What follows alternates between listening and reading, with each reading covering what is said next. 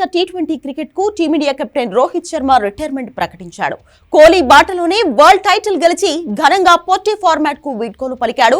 World cup final ముగిసిన తర్వాత hit man తన నిర్ణయాన్ని వెల్లడించాడు. వరల్డ్ కప్ ఫైనల్ ఇండియా తరపున తన చివరి టీ20 మ్యాచ్ అని రోహిత్ శర్మ చెప్పాడు. ఈ ఫార్మాట్ కు వీడ్కోలు చెప్పేందుకు ఇంతకు మించిన మంచి సమయం లేదన్నాడు. టీ20 కెరీర్ లోని ప్రతి క్షణాన్ని ఎంజాయ్ చేశానన్న హిట్ మ్యాన్ వరల్డ్ కప్ గెలవాలని అనుకున్నానని, గెలిచానని చెప్పుకొచ్చాడు. టీమిండియా తరపున టీ20 క్రికెట్ లో 159 మ్యాచ్లు ఆడిన రోహిత్ శర్మ 4231 పరుగులు చేశాడు. దీనిలో 5 సెంచరీలు, 32 హాఫ్ సెంచరీలు ఉన్నాయి. తద్వారా పొట్టి క్రికెట్ లో అత్యధిక సెంచరీలు చేసిన క్రికెటర్ గా టాప్ ప్లేస్ లో నిలిచాడు. ఈ ఫార్మాట్ తోనే టీమిండియా తరపున రోహిత్ అంతర్జాతీయ కెరీర్ మొదలైంది.